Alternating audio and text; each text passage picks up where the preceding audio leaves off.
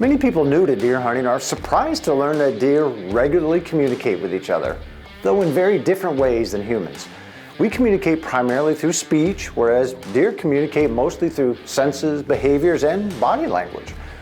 While deer have the same 5 senses as humans, their senses of smell, vision, and hearing are the most important from a hunting perspective. Perhaps their greatest sense is that of smell, which is much more highly developed than ours. This allows them to detect predators, food, and other deer at great distances. This is also why deer hunters go to such great lengths to be as scent-free as possible while hunting, and also why they constantly check wind direction. Bottom line, beating a whitetail's nose is one of the most important aspects of being a successful deer hunter. A deer's sense of vision also is very different than ours. First, as a prey species, their eyes are positioned on the side of their head versus in the front as in humans. This gives them a much wider field of view, but limits their visual acuity or their ability to see fine detail.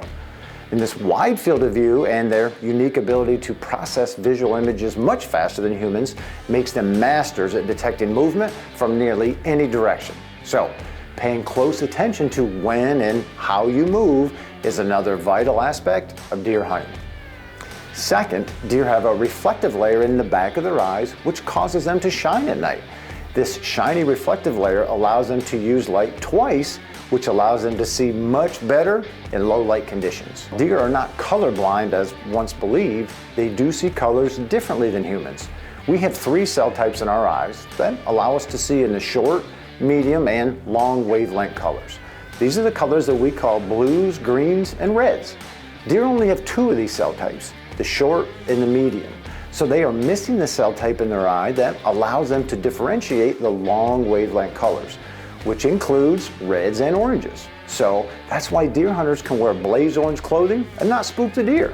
They simply don't have the ability to differentiate orange from green. Surprisingly, a deer's sense of hearing is not that much different than ours. They can hear about the same range of sounds, but they can hear slightly better in the higher frequencies. The big difference is that deer have large, cupped ears that they can rotate. This is not unlike us cupping our hands around our ears in an effort to hear better or determine the direction of a sound. Deer are very good at this, as they are at recognizing sounds that aren't normal in their world. So, if you can fool a deer's nose, limit your movements, and eliminate unnatural sounds, you'll be well on your way to becoming a successful deer hunter. Deer also communicate through scents produced on certain glands in their body. Today, researchers have identified 7 glands on whitetails, including 3 on the head, 3 on the legs, and 1 halfway in between on male deer only. The 3 on the head include the nasal gland, just below the nose, the preorbital gland, just below the eyes, and the forehead gland.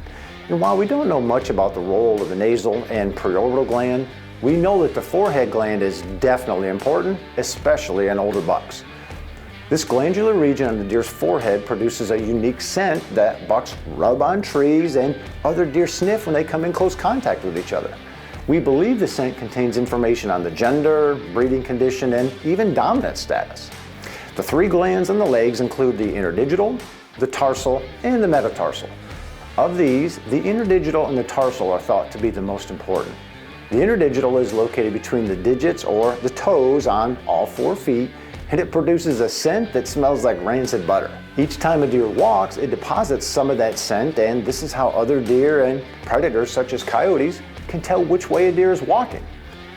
The tarsal gland is considered the most important gland of all because it contains the most comprehensive information about the animal. In essence, it's a deer's driver's license or social security card.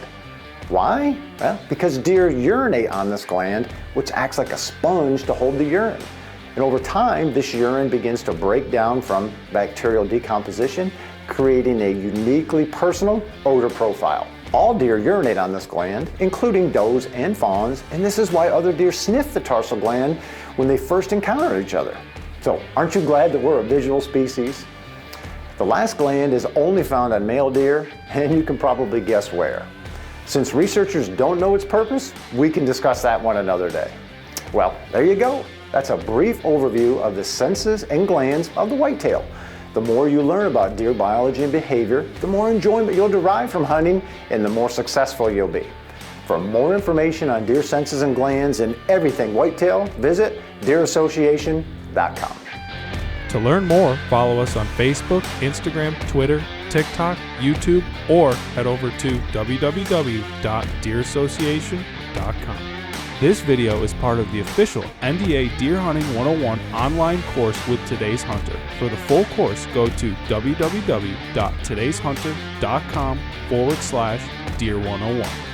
This Deer 101 digital series has been a Bearded Buck production.